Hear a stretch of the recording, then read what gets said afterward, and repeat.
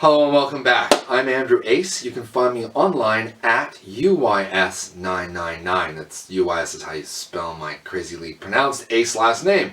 So, I'm here doing some graphic novel reviews. It's been a while, but I'm back. And as you can tell, I'm very excited for Captain America Civil War, Team Cap, all the way. With that in mind, though, I thought I'd share some great reads for people who are excited for the movie and want to look back at some of the comic books that help bring us here. So first off, we've got Mark Millar and Steve McNiven doing the original Civil War series. I remember this very well, as when it first came out, or the issues were coming out, I was working at a comic book store, and there were some delays, and people were very upset. Also, that's to say they were very excited to see what happened next. The great thing about graphic novels, of course, though, is that you can sit down, read the whole story in one sitting, one afternoon, in a week, whatever suits you, and you're not having to wait for the next issue. Mark Millar is one of my favorite writers. You know that from my reviews before. I can't speak highly enough of his work. His title, The Ultimates, I feel was a big inspiration for the Avengers movies. So as you can see, Steve McNiven is the artist, and he is phenomenal. He has this great blend between what I'd say human or everyday style that gives his stories a real world feel, while at the same time capturing classic poses, battles.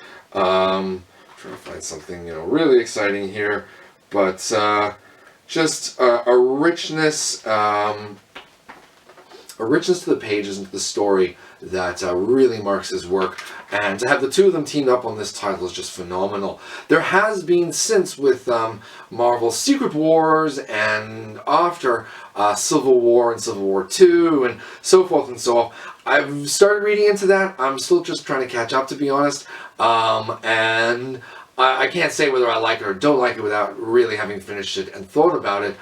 That said, I get that, this is a little old. I'm going to say, or it doesn't have a date right here, but 2007, somewhere around there. And so, people want a story that they feel is set today, more current, and that's fine. There's no rules saying you can't, do a remix, do a reboot of a storyline. So, great graphic novel to pick up, though, before you go see the movie.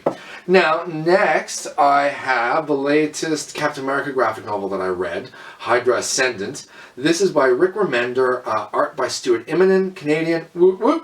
And again, this is a blending of phenomenal writing and incredible artwork.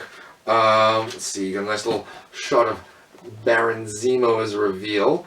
The story in this is a lot of fun. Obviously, you're dealing with Sam Wilson, Falcon, Cap, Falcon, whatever. He's Captain America, and he's trying to deal with both the legacy of Steve Rogers, while still grappling with all the hordes of villains that are out there in the Marvel universe, and that just also hate Captain America.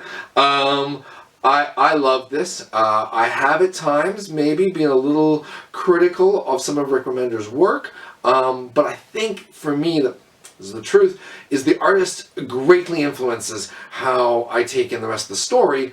And so, I think that was just while he was working with John Romita Jr., and that's just not my subjective personal favorite style when it comes to comic books. I love the clean lines, the dynamic energy that you find in Stuart Immonen. He is, like Steve McNiven, one of my favorite artists, and being able to get a sketch from him a few years ago at a charity fundraiser was the highlight, because until he sort of got back in with Marvel of late, he just wasn't doing conventions, so being able to meet him and get a sketch was phenomenal.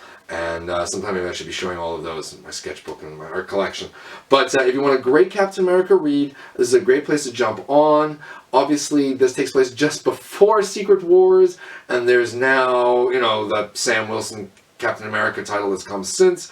But really, the break isn't all that noticeable. I would say you'd be missing out if you weren't enjoying Stuart Immonen's art.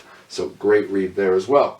Now, final graphic novel here for right now is Iron Man, the Invincible Iron Man, and this is again actually a series that started a while back when I was working at the comic book store, and it's written by Matt Fraction, art by Salvador Larroca. I can't believe I mispronounced that.